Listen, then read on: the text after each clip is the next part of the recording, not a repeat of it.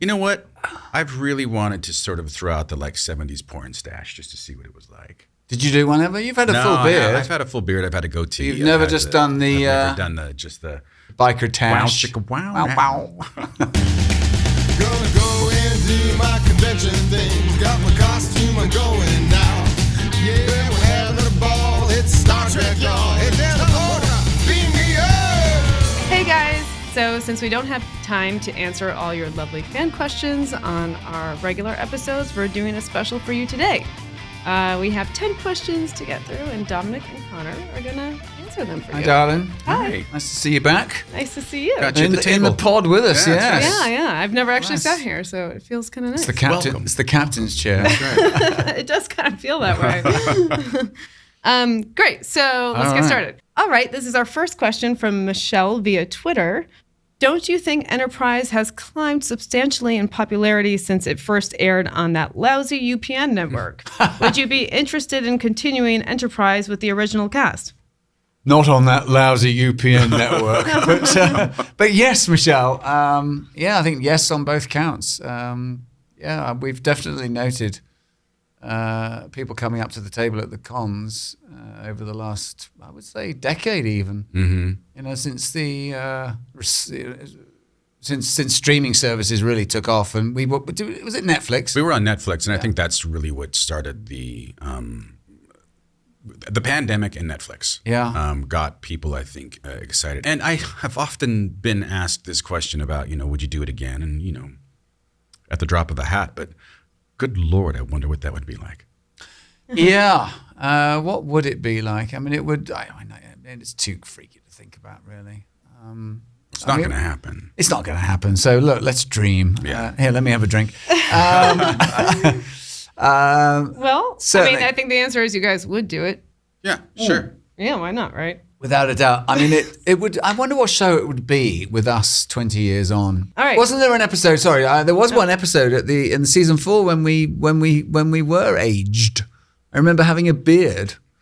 I haven't got to there in my viewing yet. Do you remember that? It's around season 4.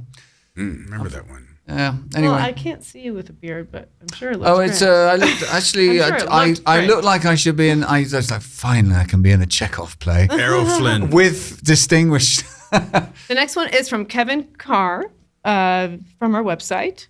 As a writer, I often say lines in my head that sound good, only to horribly realize how bad it actually is. What's the absolute worst line, worst interpretation of a line, and best lines you remember saying that has stuck with you? And as a follow-up, any advice to aspiring screenwriters out there when writing dialogue from an actor's perspective? I have one line Please tell. that I have played in prior to getting Enterprise. I used to do a lot of those sort of up in Vancouver, slightly genre-esque, but I played the nemesis in a lot of these shows. And there was always one line when you'd say to the hero of the piece, to the lead, you and I are a lot alike. And whenever I see these shows now, there's always, it doesn't matter what it is. And I've seen some big ass actors, Anthony Hopkins included, And I always have a chuckle on that one. Yes, it seems to be a recurrer. I mean, the lines that I've always hated are the ones that you get stuck sometimes for no particular reason. Sometimes you haven't had enough time to learn them, but sometimes there's just a line, whether or not it's well written, I don't know, at least for me, sometimes you just can't get it right. And of course, we had to be word perfect, so you had to get it right.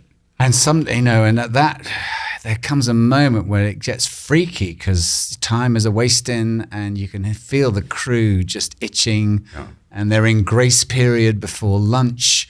And the pressure mounts, and you've got to get this line right. And the more that it becomes just a heavier weight, and you get up again and then again, and you really have to there has to be a moment. I've done it. I was like, okay, everyone's got to take 3 minutes. I've got to walk off into the shadows and say this on my own for a couple of minutes and regroup, and then come back and get Otherwise, we'll be here all Otherwise, day long. this is the spotlight's on you, and it's not going to get any better. The ice is cracking, and we're all going down. Right. And advice to a writer writing for actors, I don't know. Keep seeking for the truth. You know, that's your through line. Don't get fancy. Don't get fancy. You know. Good advice. You know. The next question. You'll see it now. You'll catch it. Yeah. I'll tell you, I have a chuckle every time. Anyway. Yeah. Next question is from Dan Martin from our website. If you could change one thing that happened over the course of the show, what would it be? Oh, my death. No. No, not so much. I'd have been captain. Oh, really? By season 4, end of season 4, yeah. Would you really like that? Do you know, I had one hero moment when I think I ran the ship for a minute, and I can't remember who the director was, but he said to me, you know, this is your hero moment, and we are going to shoot you from up down here, looking up at you standing by the captain's chair, and act hero-ish, because this is it. And I have to say, that was a little bit of pressure. You had a couple of moments on the bridge as the captain. Yeah. And I just saw a couple of them there. You look great. Well, thank you. This is from Jill Sheets through our website. What is the strangest question you have ever been asked? I guess maybe in the Star Trek world or generally. Yes. Stranger than this one? I think we know Jill Sheets. That's from the cons. I think she's come around the tables. Hi, Jill. Hi, Jill. You got asked.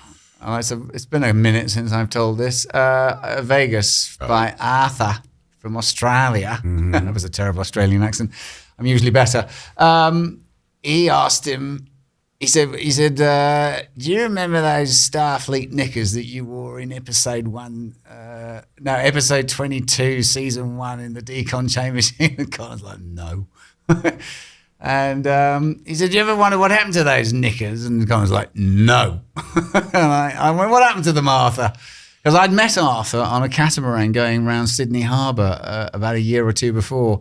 But he was in full drag. He's the first Star Trek drag queen I ever met. I've met a couple since.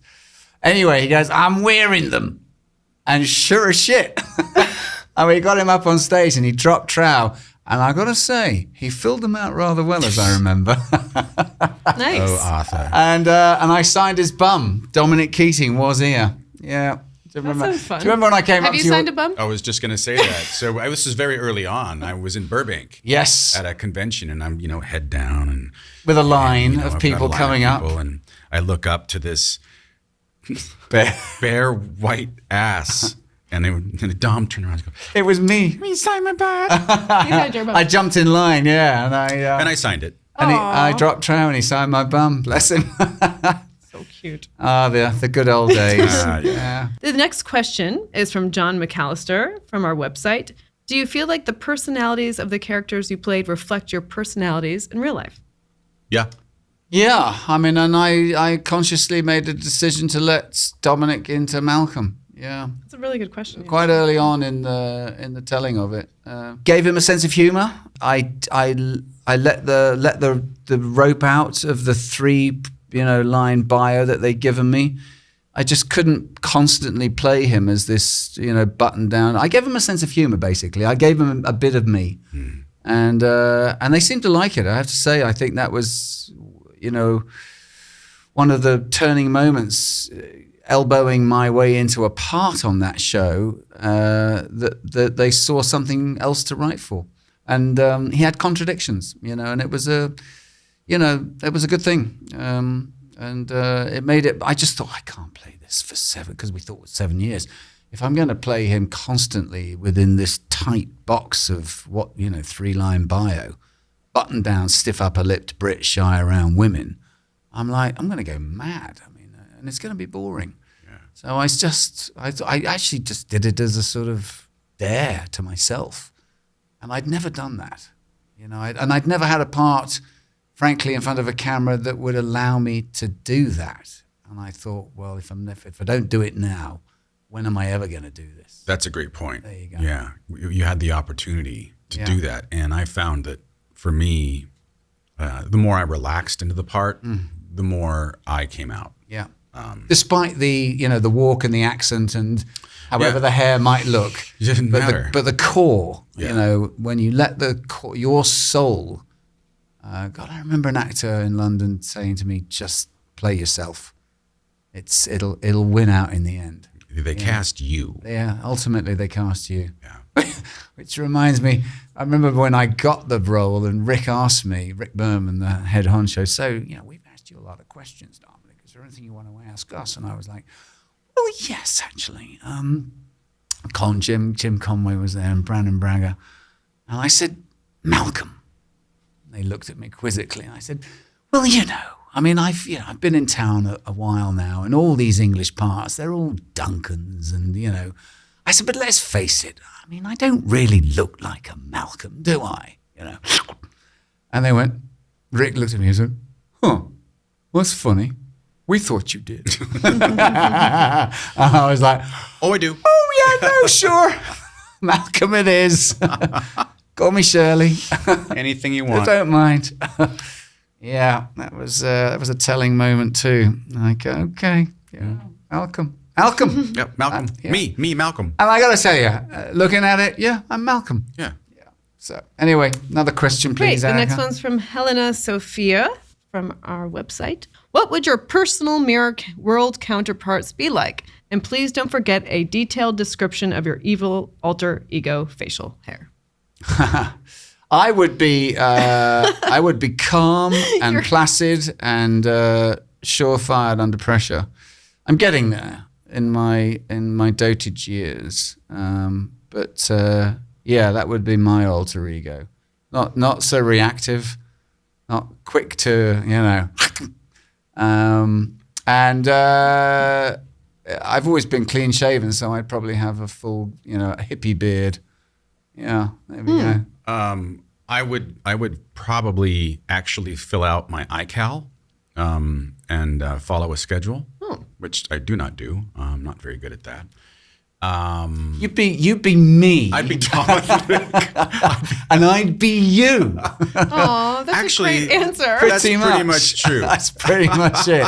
Facial hair wise, There's a movie. It's exactly Freaky Friday, Shuttlepod show. Freaky Friday sci-fi. Yeah. How can you imagine? Facial hair. I've had fill in the blank. I prefer me without a beard. Maybe just a. You know what? I've really wanted to sort of throw out the 70s porn stash just to see what it was like. Did you do one ever? You've had a full beard. I've had a full beard. I've had a goatee. You've never just done the. I've never done just the biker tash. Wow, chicka, wow, wow. Next question. This is from Ruth Charville from our website. Who is your favorite Shakespeare character and why? Both of you. Gosh, who is? I've read a lot of Shakespeare. And I played Laertes. It's a great part. As have I. You've played Laertes. Yeah, it is. It's a scene-stealing part if it's done well, and we did it well. We did it quite well. When Mark Rylance used to come to LA with the Globe Theatre and he'd do those all-male productions, I never saw he played some of the female characters. Like Olivia. Oh my God, he was brilliant. Mm-hmm. I tell you, I'd love to play Iago one day. I think Robbie Beltran. We talked about it. Nothing's moved forward on that. I just watched the Joel Cohen's tragedy of Macbeth, which that's a great part. That terrifies me, Macbeth. Yeah, it's a huge role. I saw Anthony Hopkins play that, man, in my hometown before they went to the West End with it. That must have been great. It was pretty amazing. I saw Anthony Sher just passed away. Right. I saw his opening night at the Barbican Theatre of Richard III. You didn't. That was one of my favorite Unbelievable memoirs of an actor. It's a brilliant book. It's a brilliant book. The Year of the King. The Year of the King. That's right. God bless you, Mr. Sher. You were an absolute genius, and you'd never seen anything like this performance when he came out like a crooked spider. Yeah. And he was mesmeric. Mark Rylance. That was another. I saw his opening night playing Hamlet at the Barbican, and suddenly he appears in that funeral scene out of nowhere. And I forget what that opening speech is, but he just suddenly out of the crowd, out of the funeral pyre, he just arrives with the speech. And I tell you, I literally went like that, instinctively sat up and went, oh, I've got to watch you. Yeah, right. Anyway, all good parts, played by some amazing actors. Hamlet, Iago, Richard III, obviously. I would love to, when I get a little bit longer in the tooth, play Prospero. You'd be a great Prospero. I would love to play those. Chris Russell from our website asks, you've mentioned the convention circuit a few times. What's the relationship like between actors from different Trek series? Pretty damn good. Yeah, no, we get along. Yeah, it is a family, and I really mean that, heartfelt. Yes, there are some people in the family that think they're a bit more Julie than the rest of us. You know who you are. But it's like some monster Thanksgiving supper when we all get together. But everyone is fantastic. Yeah, we go out for dinners and drinks. There's a lot of cross-reference, and I think that the whole phenomenon has been around long enough now for us all to have grown really grateful. Yeah. And taken our ego out of the performance of it, if you will, and just to still get that love and, frankly, as actors, attention. And the cash doesn't hurt, and it's a win-win-win-win-win situation. And it's not to say, I will say that we seem to spend more time together when we're, abroad at a convention. Yes. Across the pond or New Zealand, Australia, and we have time together and we're in a strange city. And you'll do it the weekends, exactly. Yeah. So there'll be those 3-4 days in between the weekend to weekend gigs, and you get to and you'll do the traveling together, and then often they'll organize some events for us to go to and stuff to hang out and talk about how much you didn't sleep the night before because you're jet lagged. Sounds like fun to me. Yeah. But there really is. It's real, and it's really fantastic, I have to say. Next question. Kurt from our website says, do you guys miss doing the show? And are you as pissed off as I am that they replaced you with America's Next Top Model? I would have loved to have seen season 5 after the ship was refit with a secondary hull. Yes. Is a secondary hull? I'm just thinking of myself on America's Top Model with my refitted hull. I tried out for it, but they wouldn't take me. Is that what replaced us? I wasn't particularly aware that we had gone down. Yes, and it was a hit. And in flames. Yeah, of course. I mean, were we upset that the show was canceled? We had been told, assumed, believed that we were there for 7 years, and to have that plug pulled on us was a big bummer, to say the least. It was. It was a gut punch. Mm-hmm. Yeah, but yeah. Look, it was. Make no mistake. I mean, Connor's said this many times. And if you're lucky as an actor, you get fired. You get gigs end, and you get another one. And when the news came through that we were done, I took it in my stride, and yeah. I took a couple of weeks, I'm sure. Yeah, without a doubt. There was those right in between the Mirror Darkly episodes was when we got that news, and I remember looking around at it, and it was an emotional moment. Mm-hmm. And we'd done some stuff together, and to know that we were 6, 7, 8 weeks away from saying goodbye. I felt bad for us, obviously, but I also felt really bad for the crew. They'd been together for some of them 17, 19 years. Yeah, 17 years. years. Yeah, there was a hardcore group of them, at least almost 24, maybe 20 of them had been together since the late 80s. Yeah. All right, next question is from Alia from YouTube. Will there ever be a convention in the UK? We do them. Ever. There always are. There's loads of them. There hasn't been during the pandemic, there used to be continued. Next question. This is from Tim Curtis via YouTube. I recently just watched the 2-part episode of In a Mirror Darkly. I recognize the episode's connection to the original series episode, The Tholian Web. I always wondered if the mirror universe exists based on how Star Trek portrays it. I asked both Connor and Dominic if they think the mirror universe exists. Do I think that there are other universes happening at the same time that this one is, basically? I do. They've almost proven almost it. proven that. They have, yeah. I was listening to a podcast on BBC Radio 4. All right. This is from Astro Tech Guy through YouTube. Is there a movie series from one of you guys, Connor or Dominic, where you wished that more people would have watched it because you were really proud of your acting in it? You mean besides Enterprise? I think Enterprise. I think Enterprise. Or Enterprise. Maybe that's your answer. I really wish, we were talking about this earlier this morning. This show flew under the radar, professionally speaking. It really did. I mean, we were at a tipping point in television and Star Trek and the business. When I say the business, I mean producers, directors, casting directors, particularly casting directors. It's hard. I mean, there's no rhyme and reason. The luck. I mean, I've said this, and I actually didn't coin this, but you can be really bad in what everyone perceives to be a great vehicle, and you'll get work out of that. You can be really good in something that no one really looks at, and it doesn't do anything. Scrap a difference. Yeah. I would agree on that. Yeah. This is from Stockholm through YouTube. What's your favorite movie made before 1970? Ooh.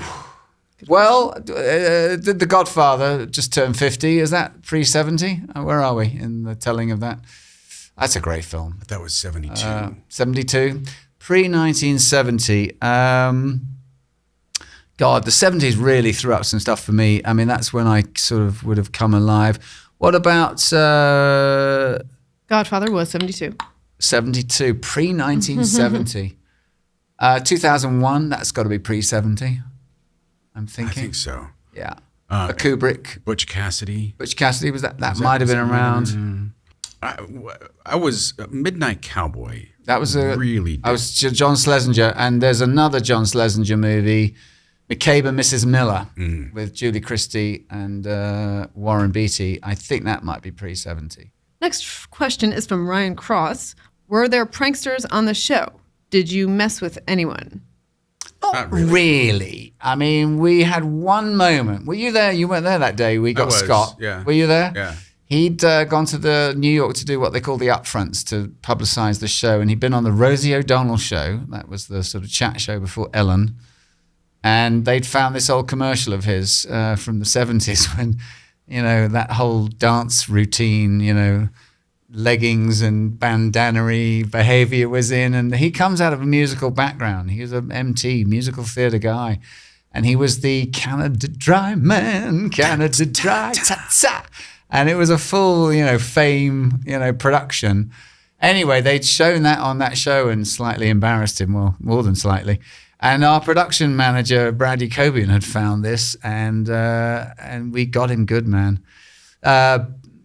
Ben Betts, who did all our visuals, video stuff on the bridge, all the computery stuff, it got it lined up. And they'd either the props department, you can't buy Canada Dry bottles anymore, but they'd made them up, and we all had one secreted around the back of our chairs. Linda and Anthony had, done a little dance routine that they'd worked out, and they sent the PA off to Scott's trailer, and in walks the captain, all captainy for the first shot of the morning, and literally took one step onto the bridge. Someone said, "Hit it!" And every screen on the bridge was the Canada Dry man, Canada Dry. We all got our bottles out. And you've never seen a grown man 0 to 60 in puce red in 2 seconds flat. It was fantastic. We didn't otherwise do much pranking at all. The next is from Joe Foster. Where do you think the characters Trip and Reed are after 20 or so years? Or more importantly, where would you like them to be? Riser. Not dead. Living it up on Riser with actual birds. Or just tooling around the universe in a shuttlepod. That's like Taking a tour. Yeah. it's shaped like a dune buggy. Yeah. Doing a road trip. Yeah, Yeah, exactly. it's shaped like a dune. With surfboards on the top. I like that. Yeah. This is from Jan Steven from our website. Do you think space travel as portrayed in the Trekverse will happen? And would you sign up for it? I mean, I guess it is kind of happening, right? Well, I mean, with the speed with which they go, I just don't know. They'd have to figure out how we don't come apart. But look, Hey, Bill Shatner went to space, didn't come apart. He seems to be all God right. knows that's a miracle. Bless you, Bill. I don't know that we'll ever get that fast. But look, stranger things have happened. I mean, who would have said 70 years ago that we'd even be in space? Yeah. Right. Yeah. So, This is from James Patrick from our website. When Enterprise began in 2001, Star Trek was a merchandising juggernaut. I wonder if you could talk about what it was like to be a part of that. Do you see your images on trading cards, posters, coffee mugs? What is it really like to have an action figure of yourself? Which we've both seen those. no, it's pretty cool. It's very cool. It is pretty cool. You have a Christmas ornament. I have a Christmas ornament, which, as far as I'm concerned, I never got the ornament. I can retire now. That separates the chaff Maybe Shuttlepod makes you an ornament. from the wheat. Yeah. It's yeah. pretty cool. It's very cool. I still have a mug. I haven't used it in a while, but have you still got the mug with us all on it? The big mug with us cast? No, I've still got that. You keep everything. I've kept a lot of stuff. Yeah. I think it's cool. This is our last question. This is from Morgan Coleman. If you could have done anything you wanted in a 5th season, what would you have done and why? Well, I mean, by the 4th, I mean, that Section 31 storyline for me was getting pretty interesting. Absolutely. And there was some mileage there. I mean, getting deeper into that sort of controversy and duality between his allegiance to the captain and to his allegiance with this, slightly dark underground black ops Section 31. There was some good stuff. There was mileage there, and I'm sure Manny Koto would have done really well with that. And again, make me captain. Put me in the cat suit as well. I think they were really onto something with Trip and T'Pol's relationship by the time the show ended. And I think that, with the death of their child, I think that season 5 would have been interesting for them, the aftermath of that, and then sort of moving forward and did the relationship carry on. And I think that they had given us enough scenes and story that we had stuff to play on and with. So I would have been intrigued by that. I'm looking forward to seeing those episodes because I didn't see a lot of that stuff back in the day, and I've already thought to myself, I'm really looking forward to seeing that stuff. In particular, the How did they introduce the first, smattering of your love interest? I forget how that came about. So there came a point where I said to them, look, you're turning him into a spineless little guy, and I don't want that. I hope you don't want that. And was this just apropos her in particular, or yes, it was. Were they alluding to this relationship, or was it? He had already gone with her for her wedding, right? And every time they were doing like the neural pressure, and I just found myself being like, well, once again, what is he going after? She's a Vulcan who has kicking him sex back once every 7 years and is emotionally unavailable. Gosh, what an attraction. Yeah. And I was like, you got to give me something here. Did you ring them up and say? I did. And then there was... Did you talk to Brandon? Yeah. Yeah. And then there was an episode where I left the ship because I was conflicted about our relationship. I remember that. So you went to work on another ship. I did. Yes. And then when I came... God, I loved that one. And then when I came back, she's there to meet Trip, and she kisses him, and he's kind of like, whatever. And so that was, I think, sort of balancing the scales between the two of them. And from that point forward, I think they began to develop a more complex, nuanced relationship. Right. Well, I'm looking forward to that. We'll talk more and we'll answer more questions we have at a later date. Thank you, everyone. bunch Yeah, more. thanks so Thank you much. so much. Thank those you very guys interesting These are questions. unique, original Answering the questions fan that some of these I've not been asked before. Yeah. Some I have. Thank you, darling. Thank you, Erica.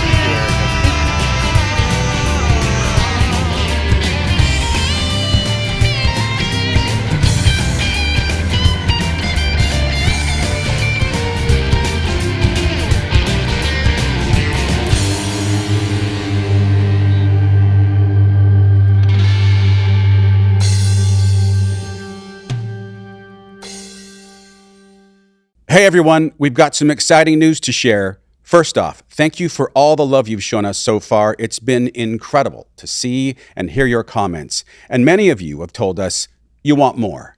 So, we're launching a Patreon channel where you'll get access to uncut episodes, bonus content, and a lot more. Check out the link to Patreon in the description below, and we'll keep the entertainment coming.